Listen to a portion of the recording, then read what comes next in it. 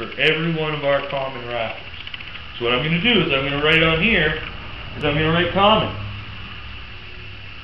Because then what we're going to do is we're going to lay out the other two, and we'll be able to see all three of them here by the time we're done.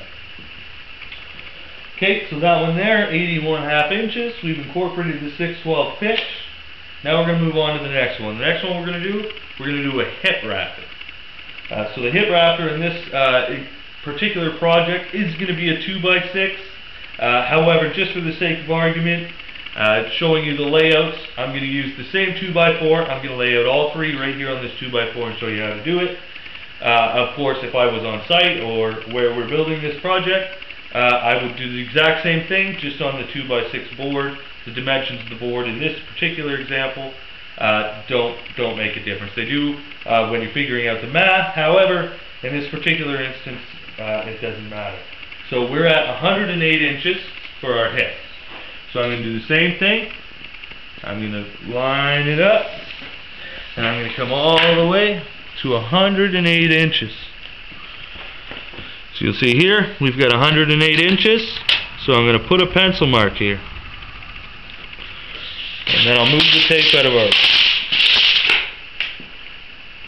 And come in, again, with my trusty carpenter square, quick square, and I'm just going to make this line straight down so it goes all the way to the edge.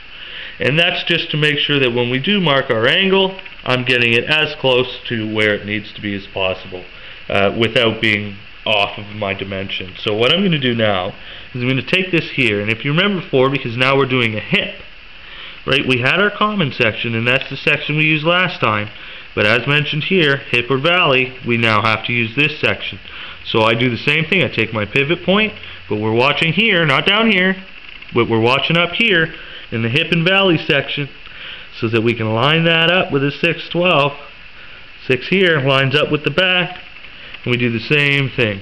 We just mark our angle cut there, and we know that this is going to be right. So then I'm going to go all the way back down to the other end, right? And you'll see here, this is our common. So I'm going to write common on that line. But what we're going to do is we're going to do the same thing, because you would have to do it to this end too for your hip rafter. So, using the hip, I'm going to pivot this to 6. And you can see it's close, but it's not the same. And this is the importance of making sure, because when I draw this line in, you can see I actually had enough room to fit the word common in the gap. That's the difference it makes. So this little one here, we're going to call the hip. So that we know this line here is for the common, this line here would be for our hip. Same thing as the other end, you're just going off the point. So then finally, the next one I'm going to show you is the longest jack rafter. So the jack rafter, in this example, I've got my dimensions written right here. We're at 53 and 11/16 inches. So we're getting into fractions of an inch here. Right, that one was nice even, 108. So I've made sure that I'm using a tape measure that allows me to count to 1/16 of an inch. Because if I'm going to try and get to 11/16 of an inch and this doesn't have 1/16 of an inch on it, it's not going to help me very much. So what we're going to do, we're going to do the same thing again. Go right from the end. I'm going to mark out, 53. Now we've got to count. You see the little 1/16 of an inch ticks? 1, 2, 3, 4, 5, 6. 1, 2, 3, 4, 5, 6, 7, 8, 9, 10, 11/16. So that you're within that 1/16 of an inch of accuracy. You want to be as accurate as possible to get a nice secure fit. So then what I'm going to do is I'm going to take this, I'm going to line it up, and I'm going to move my tick back down here. Just because I've got it way up in the middle, and I want to make sure that I'm going to get nice and tight to where that measurement ends. And again, because we're doing a jack, with jacks, you actually use the same as the common. So again, factoring in the 6/12 pitch, same thing we did with our common rafter. And come all the way up here, you'll see my 6 lines up nice there. And there we go.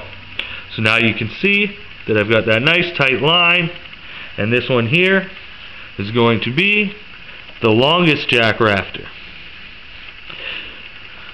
Now, in most examples, or when you're actually building something, you're going to have more jack rafters. The only difference is going to be the actual length dimension that you use. So again, we're doing 24 inches on center, so you're going to end up with one down here. It'll be slightly shorter, you know. You're going to have multiple jack rafters in there, and a variety of other little ones. This just shows you the basics.